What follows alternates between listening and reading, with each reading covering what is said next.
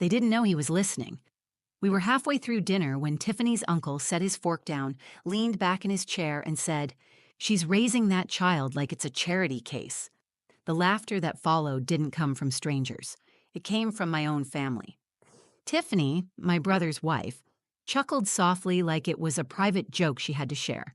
She looked at her wine glass, not at me. Then my Aunt Cheryl, who'd spent the whole evening making sideways comments about public school lunches and kids with no daddies, added, "Even strangers can tell he was an accident." No one stopped her. No one flinched. The table fell quiet like that kind of cruelty was normal. I didn't say a word. Not because I agreed, not because I was afraid, but because, in that moment, I couldn't find a version of myself that they would hear. So I swallowed hard and looked at my son. Jude was sitting quietly, legs swinging beneath the dining room chair that was still a little too tall for him. He was holding his napkin in his lap with both hands. His eyes were fixed on the mashed potatoes, but I knew he'd heard every word. And then, without a sound, he stood up. He stood up on his chair, his small frame rising above the table where the adults sat full of judgment, and he pulled a folded piece of paper from his backpack. "Grandma wrote this about Mom before she died," he said, his voice loud enough for every single person to hear. "Want me to read it?" He wasn't crying. He wasn't scared.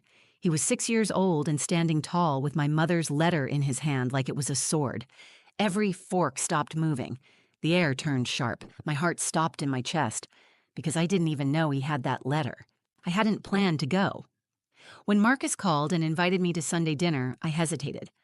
My brother's house is beautiful, one of those spotless Virginia homes with white columns and an oversized front door that opens straight into a Pinterest catalog. It's the kind of house where silence is staged and emotions are polished. I didn't fit there, and neither did Jude, but he begged to see his cousins, and I wanted to give him a little bit of what other kids have. I told myself I could handle a few hours. I told myself it would be fine. We arrived 10 minutes early. Jude was clutching a Lego minifigure in one hand and my other hand in a tight grip. His shirt had a tiny juice stain I had missed that morning. I wiped it with my thumb and smoothed his hair. "You look perfect," I whispered. He grinned at me, already bouncing up the front steps. Tiffany answered the door with her usual half smile, the kind that never quite reached her eyes. Her blonde hair was pulled into a high ponytail, and her outfit looked like she hadn't so much as leaned on a chair all day. She glanced at Jude, then at me. "You made it," she said. "We were just setting the table." Marcus came around the corner and hugged me tight. He's always been the buffer between me and the rest of them. He's the oldest, the golden one, and for a long time he tried to protect me. But since marrying Tiffany, that instinct had dulled. He was still kind, just quieter. Jude darted off to play, and I followed Tiffany into the kitchen. She handed me a stack of plates and motioned toward the dining room. "I don't know how you do it," she said, not looking up from the salad. "Raising a kid without a real partner? I'd go crazy." I smiled without warmth. "You get stronger when you have no choice." She nodded but said nothing else. The dining room was crowded. Uncle Roger had come, which was rare, and my Aunt Cheryl was already pouring herself a second glass of wine. Their voices filled the room, loud, opinionated, sharp. Roger always had something to say about politics, money, or parenting, usually all three. Cheryl could take anything you were proud of and find the flaw in it. We sat down, and I took the seat farthest from them. Jude climbed into the chair beside me and started filling his plate. He was polite and quiet, careful the way he always was in rooms where adults spoke too freely. Dinner started fine. Safe topics: school, summer camps, Marcus's new promotion, Tiffany's yoga certification. I mostly listened. That was my role. Smile, nod, pass the rolls, and pretend I didn't notice the comments with invisible daggers. Cheryl asked where Jude was going to school next year, and I told her we had enrolled in the local public magnet program. "Oh," she said, stretching the word like taffy. "They take anyone, don't they?" I didn't answer. Roger leaned in a little. "You ever think about a charter? There's one over in Fairfax. Might be worth it. Give the kid a real shot." Again, I didn't answer. I just focused on my plate. I had learned over the years that speaking back only fed them. Silence was my only shield. But the truth was, I had thought about it. I had looked into every option. I had picked up extra shifts, sacrificed weekends, filled out scholarship applications at 2 in the morning. Every decision I made had Jude in the center of it. Every dollar I spent was weighed against his needs. They didn't ask about that. They never asked about the work. They saw the result: my thrift store purse, my 10-year-old car, Jude's mismatched socks, and mistook it for failure. They didn't see the discipline, the nights I cried in the shower, or the pride in Jude's voice when he read his first chapter book on his own. As I looked around that table, I realized something I had known for a while but never wanted to admit. I was tolerated, not welcomed, judged, not understood. Every seat was filled with someone who saw my life as a cautionary tale. Still, I stayed. For Jude. Because he deserved a family, even if it was only partial and conditional. I reached under the table and squeezed his hand. He looked up and smiled, a smear of mac and cheese on his cheek. That moment, his smile, his innocence, was the only thing that made me feel real in that room. I didn't know what was coming. I didn't know that within 10 minutes they would say the words that broke something I had spent 6 years carefully building. I didn't know that Jude had something tucked inside his backpack that would remind every single person at that table who his mother really was. The moment it started, I felt it. It was in the way Roger leaned back in his chair, crossing his arms like he was preparing for a monologue. It was in the way Cheryl dabbed the corner of her mouth, her eyes scanning the table like she was waiting for a line she could pounce on. And it was in the way Tiffany gave a little hum, the kind she made when she didn't want to say something out loud but definitely wanted it to be heard. Jude was telling Marcus's daughter about a science project he made. His face was animated. His hands waved in the air as he described a volcano made out of papier-mâché and baking soda. He was proud. He was beaming. Then Roger spoke. "She's raising that child like it's a charity case." His voice cut through the moment with surgical precision, calm, icy, loud enough for everyone to hear, quiet enough to pretend it was just an observation. I froze. No one looked at me. That was the worst part. They looked at their plates, at their glasses, at each other. But not at me. Tiffany let out a small laugh and glanced toward Roger. "He does have that sweet orphan energy," she said like it was a compliment. "So well behaved, considering." Marcus didn't say anything. He didn't look at me either. He adjusted his napkin and took a sip of his drink. I reached for Jude's cup and refilled his water. My hands were steady, but my throat burned. Then Cheryl joined in. "Even strangers can tell he was an accident," she said, as casually as if she were commenting on the weather. That line didn't come out like a joke. It came out like a final judgment, a sentence passed down without emotion or hesitation. Jude didn't look up. He was still. His hands rested on the table, motionless. I couldn't see his eyes, but I could see the way his shoulders shifted, just slightly inward, like he was trying to fold himself smaller. I wanted to speak. I opened my mouth, but nothing came out. The words I needed didn't form. My chest was tight. My pulse pounded in my ears. I thought about all the nights I stayed up with Jude when he had fevers, all the times I counted pennies to buy him school supplies, all the stories I read him, the lunches I packed, the tears I wiped. None of it mattered to the people at that table. They didn't know him, not really, and they didn't care to. They saw me as a mistake, and they saw him as proof of it. I looked at my brother, willing him to say something, anything, but he stayed silent. His face was neutral, carefully blank. He had learned to survive this family by blending in, by never pushing back. Tiffany smiled at him, her hand resting on his arm like she'd won something. I looked down at Jude. He was still watching his plate. Then, slowly, he turned his head toward me. His eyes were glassy, but not from tears. He wasn't sad. He was confused. He was trying to understand why people who were supposed to love him were saying things that didn't make sense. He didn't look angry. He looked betrayed, and that was what cracked me. I reached under the table and squeezed his leg. He didn't flinch.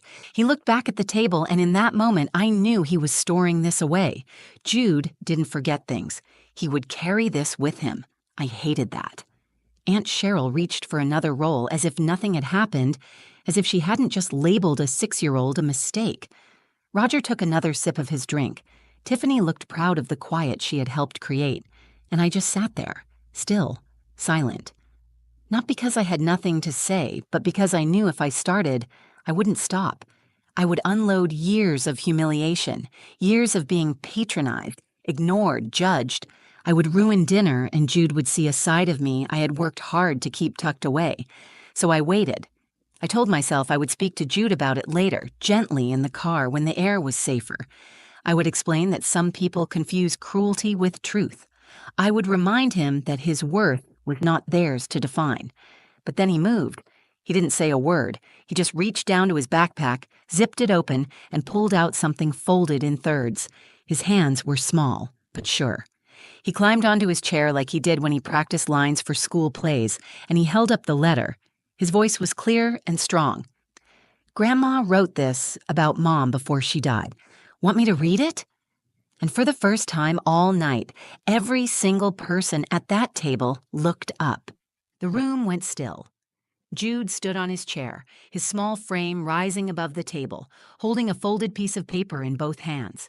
His voice had been calm when he spoke, but it cut through the tension like a blade. "Grandma wrote this about Mom before she died. Want me to read it?" No one answered. Roger shifted in his seat. Cheryl cleared her throat.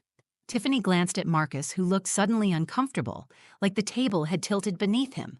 No one looked at Jude. But I did. He didn't look scared. He looked steady, like someone who had been holding something heavy and finally decided to put it down. His hands were tight around the letter. I had never seen it before. I stood up slowly and reached for him. "Jude," I said softly, "you don't have to." He turned his face to me and shook his head once. "She said I should read it when people are being mean to you." My throat tightened. I looked at the envelope in his hand.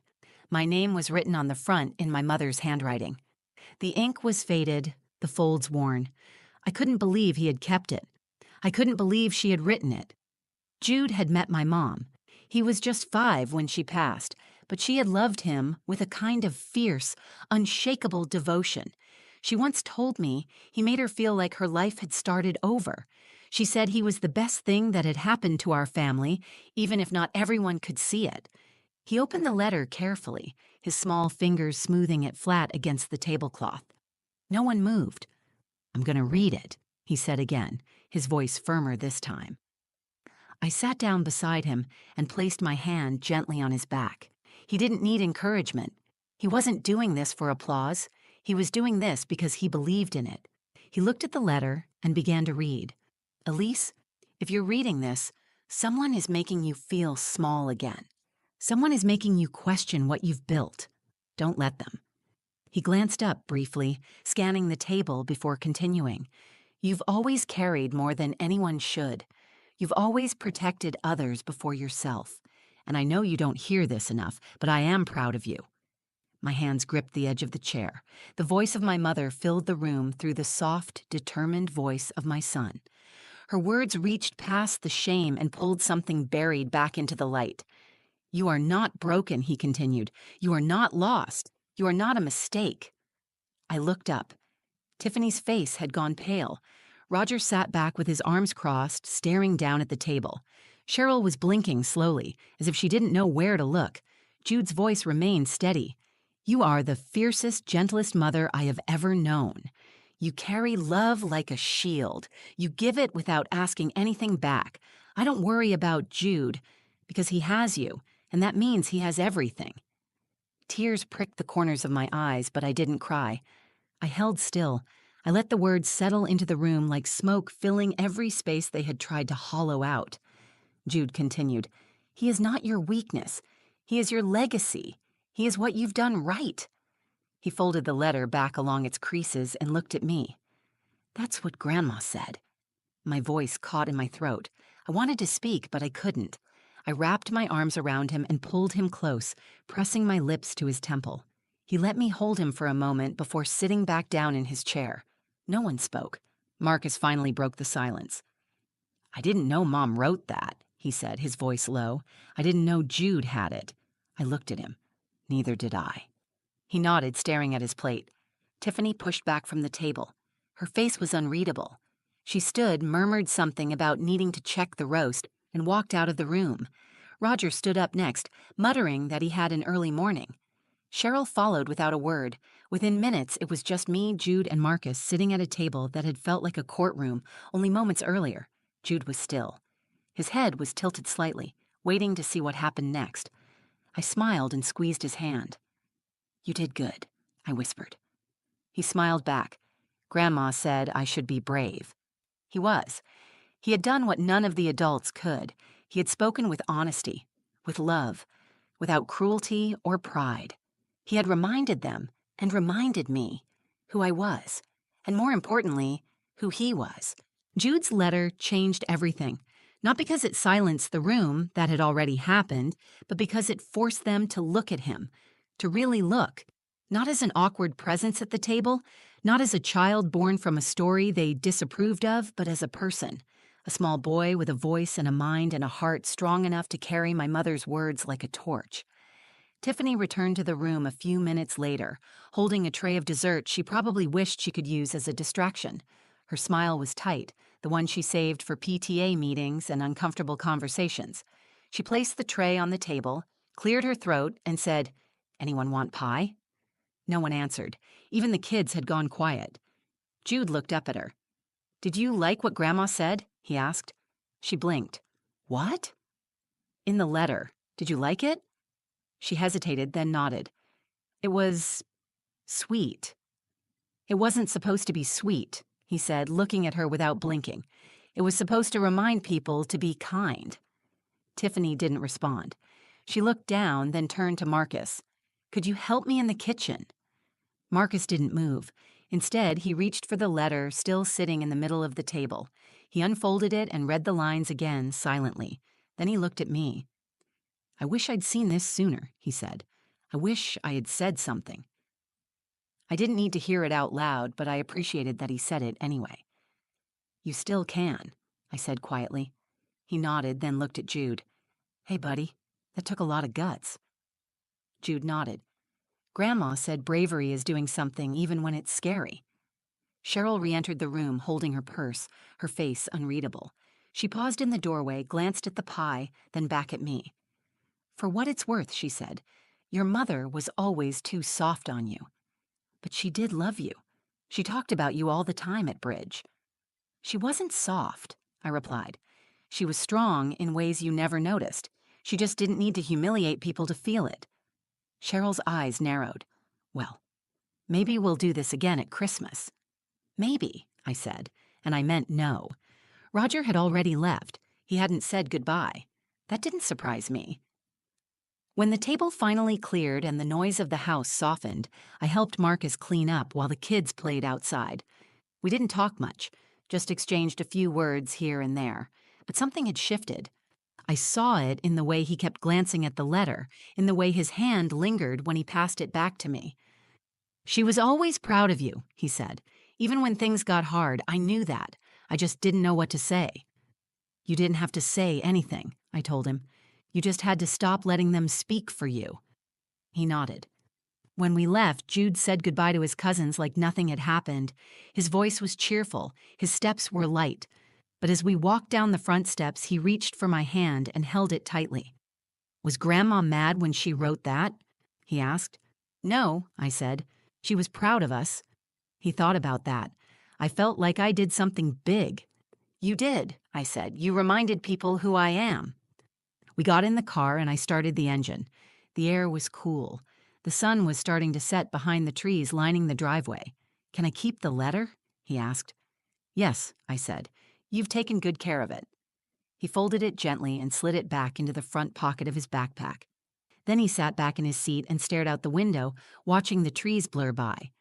Inside that house, they had tried to reduce our lives into punchlines and judgments, but outside, in the quiet of the drive home, I felt something stronger than their opinions. I felt clarity. They couldn't decide who I was. They never could. I had let their words linger for too long, let their disapproval sit in the corners of my mind like stains I couldn't scrub out. But now I saw it clearly.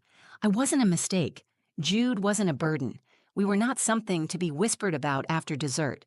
We were a family, built not from tradition or approval, but from love, persistence, and truth. The kind of truth that echoes even after the last voice goes quiet. Jude leaned his head against the window and said, "Next time someone's mean, I'll just read the letter again." I smiled. "Or you can just remind them who you are." The next morning, the letter was still on the kitchen counter. Jude had placed it there before going to bed, folded neatly, his name scribbled on a sticky note next to it.